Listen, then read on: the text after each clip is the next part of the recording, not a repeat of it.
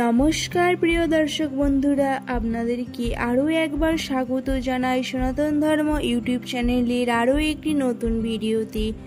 আজকে আবারও কিছু বাংলা দন্তস্ব, তালব্য এবং ইংরেজি বর্ণমালার এস লেটার দিয়ে আপনার কন্যা সন্তানের জন্য নতুন নতুন নাম এবং তার যথার্থ অর্থ নিয়ে উপস্থিত হয়েছি আজকের এই ভিডিওতে। আশা রাখি ভিডিওটি ভালো লাগবে। তো বন্ধুরা, ভিডিওটি স্কিপ না করে সম্পূর্ণ দেখবেন। দেখে যদি ভিডিওটি ভালো লেগে থাকে অবশ্যই লাইক, শেয়ার, সাবস্ক্রাইব করবেন, যাতে এই সম্পর্কীয় আরও ভিডিও সর্বপ্রথম আপনার কাছে পৌঁছাতে পারে। এবং এই নামের তালিকাগুলির মধ্যে কোন নামটি আপনার রাজকুমারীর জন্য রাখলে যথার্থ হবে সেটি জানাতে ভুলবেন না। অবশ্যই কমেন্টে জানাবেন। এবং এই নামের তালিকাগুলির মধ্যে যদি আপনার রাজকুমারীর নাম না থেকে থাকে, সেই নামটি যেটি আপনার পছন্দ সেই নামটি অবশ্যই কমেন্টে জানাবেন। তো চলুন দর্শক বন্ধুরা, আজকে বেশি দেরি না করে ভিডিওর মূল পর্বে ফেরা যাক।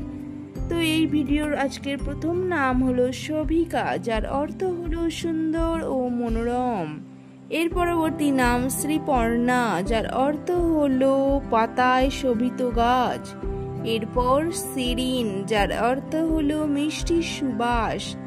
এরপর শ্রী, যার অর্থ দেবী লক্ষ্মী। তার পরবর্তী নাম হলো শুভাঙ্গী, যার অর্থ সৌভাগ্য বহনকারী। এর পরবর্তী নাম শ্রেয়াঞ্জলি, যার অর্থ ঐশ্বরিক শক্তি। তারপর শিবন্যা, যার অর্থ শিবের কন্যা। এর পরবর্তী নাম হলো শ্রেয়ন্তিকা, যার অর্থ হলো ঈশ্বর স্বরূপা। এরপর শতরূপা, যার অর্থ বহু সৌন্দর্যের অধিকারী। এর পরবর্তী নাম হলো শার্লিনী, যার অর্থ হলো নম্র স্বভাবের কন্যা। তারপর শিবাংশী, যার অর্থ হলো শিবের অংশ। এরপর শ্রীতপা, যার অর্থ হলো মেধাবী ও মননশীল ব্যক্তি। এরপর স্নেহালি, যার অর্থ হলো কল্যাণবতী। তার পরবর্তী নাম হলো শ্রীময়ী, যার অর্থ সমৃদ্ধিতে পূর্ণ। তারপর শ্রেয়া, যার অর্থ হলো শ্রেষ্ঠ বা মঙ্গলকারী। এর পরবর্তী নাম হলো শ্রীতমা, যার অর্থ দেবী লক্ষ্মী। তারপর সোনাক্ষী, যার অর্থ হলো যার চোখ সৌন্দর্যে ভরা। এর পরবর্তী নাম হলো শ্রুতি, যার অর্থ হলো জ্ঞানী। তারপর শ্রেষ্ঠা, যার অর্থ হলো সর্বাগ্রগণ্যা। এরপর শ্রীধা, যার অর্থ দেবী লক্ষ্মী। তার পরবর্তী নাম হলো সোনিয়া, যার অর্থ হলো সোনার মতো মূল্যবান।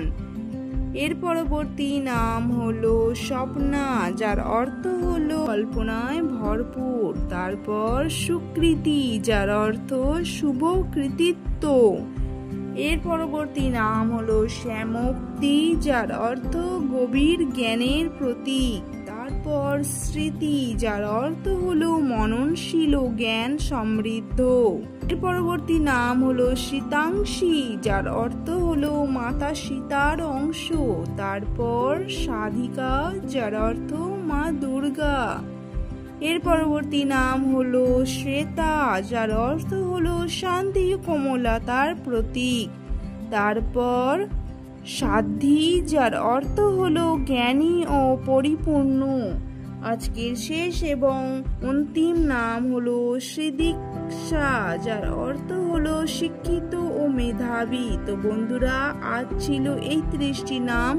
এই আশা করি এই নামগুলির মধ্যে অন্তত একটি নাম আপনার কন্যা সন্তানের জন্য অবশ্যই পছন্দ হয়েছে। তো সেই নামটি কমেন্টে জানাতে ভুলবেন না। দেখা হচ্ছে পরবর্তী অন্য কোনো এক গুরুত্বপূর্ণ ভিডিওতে। ততক্ষণের জন্য ভালো থাকবেন, সুস্থ থাকবেন।